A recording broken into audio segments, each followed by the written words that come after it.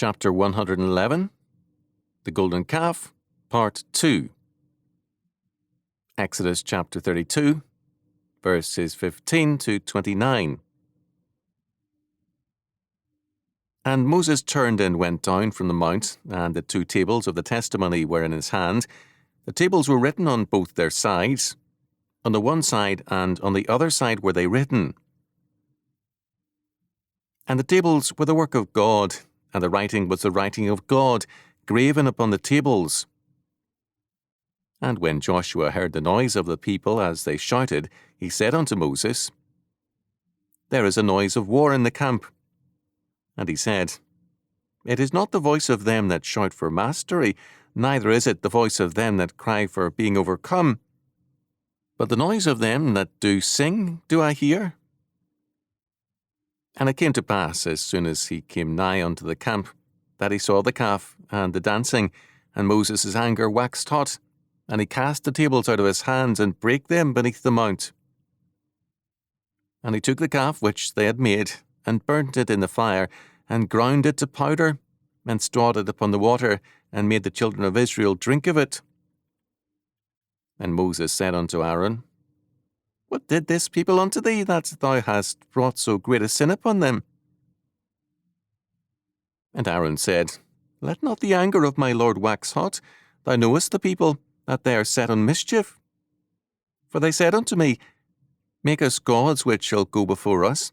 For as for this Moses, the man that brought us up out of the land of Egypt, we wot not what is become of him. And I said unto them, Whosoever hath any gold, let them break it off. So they gave it me. Then I cast it into the fire, and there came out this calf. And when Moses saw that the people were naked, for Aaron had made them naked unto their shame among their enemies. And Moses stood in the gate of the camp and said, Who is on the Lord's side? Let him come unto me. And all the sons of Levi gathered themselves together unto him. And he said unto them, Thus saith the Lord God of Israel, Put every man his sword by his side, and go in and out from gate to gate throughout the camp, and slay every man his brother, and every man his companion, and every man his neighbour. And the children of Levi did according to the word of Moses, and there fell of the people that day about 3,000 men. For Moses had said, Consecrate yourselves today to the Lord, even every man upon his son, and upon his brother, that he may bestow upon you a blessing this day. Exodus chapter 32, verses 15 to 29. In verse 29, Moses summoned the tribe of Levi to consecrate themselves to God by standing against friends, neighbours, and even brothers and sons who had taken part in a fertility cult orgy. Their consecration meant to stand in battle against these people. It was their confirmation into a sacerdotal calling. George Bush noted, This act of obedience was a kind of inauguration, though a fearful one, of the tribe into their holy office. The Levites were to show no pity. Faithfulness to God must take priority over all things else. Moses, as he started down the mountain, knew from God what was happening. Joshua, who was waiting some distance below, knew nothing. As they descended, Joshua, hearing the shouting, assumed that the camp was under attack. Moses corrected this misapprehension. As they came upon the camp, they saw the sexual acts and the people naked. Moses threw down the 2 tablets of stone containing the 10 Commandments, and they shattered on the rocks. This was not an act of anger, but of law. The tables were each an identical copy of the legal covenant or treaty between God and Israel, 1 copy of the contract for each, 1 for Israel and 1 for God, to be kept in the Holy of Holies. The tables were God's work, verse 16, because he was the superior covenant partner who had decreed the law.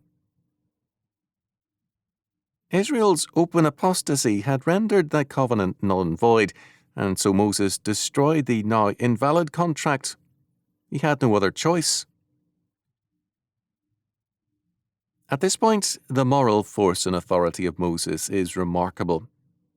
He had only Joshua at his side, but he seized the golden calf, powdered the gold, and then made the people drink all the gold dust mingled with water. At any time, the people could have killed Moses and Joshua, but they did nothing. Perhaps it was too difficult for them to muster up much resistance as they stood there naked and ashamed. No doubt, various merchants of other nations came and went during the orgy. Moses refers to this in verse 25. They were now a source of mockery among their enemies. A people who had left Egypt with so great a display of supernatural power were now rolling on the ground in sexual rites like the very peoples they despised. Moses then confronted his brother Aaron. Aaron's account is in part true. He describes accurately the demand of the people. He falsifies, however, the creation of the golden calf. It was, he says, a miracle. He threw the gold into the fire, and out came a calf. Moses then summoned the Levites to join him, which they did. They were given the order to go through the camp and kill the guilty, apparently the leaders, for about 3,000 were killed. Verse 28. According to 1 Corinthians chapter 10, verse 8, some 23,000 died. This number is confused by some with the golden calf episode. It has reference rather to the Baal pure fertility cult episode, in which between 23,000 and 24,000 died in the plague, Numbers chapter 25, verses 1 to 9. Clearly, the paganism many had practiced in Egypt remained with them at Sinai and in the Baal Peor event. In verse 26, we have one of the great challenges of history. Who is on the Lord's side? Let him come unto me. To stand with God is equated with doing battle when necessary. No simply verbal affirmation can be a substitute for faith on the firing line. All the sons of Levi, verse 26, who had been faithful, joined Moses. This did not include Aaron. There is a grim irony in the fact that God had passed over Moses' family and chosen Aaron for the high priesthood. While Moses temporarily had precedence, there was no line of authority created by this fact. Other families provided tribal headship, and later one provided the royal line, while Aaron's family provided the high priests. Moses shows no concern over this fact. He is fully dedicated to God's purpose, not a line of power. There may be a legal reason why the 3,000 were killed. An ancient penalty for mutiny was decimation, killing every 10th person. Aaron's act must be classified as idolatry.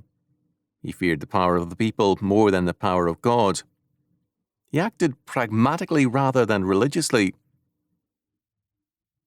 In our time, the cowardly pragmatic stand is very much in evidence in church and state, capital and labour, in every sphere. Men want deliverance, but at the risk of other men's lives, not their own. Pragmatism can be as much an idol as anything else. Nothing perhaps does more injury to a society than cowardice and weak moral character. The forces of evil are always there. What makes a difference in any society is a presence of men of faith, courage, and character. A good society is not born out of cowardice. Where there is no courage, there is no faith. Leaders bear a particular responsibility. Although the initiative in this apostasy had come from the people, we are told bluntly in verse 25 that Aaron had made them naked, or Aaron had uncovered them. According to Deuteronomy chapter 9 verse 20, only the intercession of Moses saved Aaron from death. According to a Jewish tradition, Hur had resisted the demand for an idol and had been killed. This reads more like an excuse for apostasy. This incident was a testing of both Aaron and Moses. Moses clearly evidenced courage and faith, and Aaron cowardice and fear of the people rather than God. Moses, who was strictly faithful to God, also showed more love for the people than Aaron. In verse 32, he intercedes for Israel and is ready to sacrifice his own salvation for them. Aaron sacrificed for no one. It is interesting that, according to verses 17 and 18, Moses did not tell Joshua what to expect on reaching the camp. He allowed Joshua to see for himself and make up his own mind. The demand of the people, "Make us a god," or "Make us gods," verse 23, is still very much with us. If we do not take God on his own terms and in all his inscriptured law word, we are using pieces of the Bible to build our own little God in our image. A selective acceptance of God's revelation is idol-making, out of God's own words. Idolatry is thus very prevalent within the church in limited and selective stresses on the Bible. The Golden Calf episode is thus a seminal one. It tells us much about man's desire to govern the terms of his faith, and also the church's readiness, age after age, to provide men with golden calves.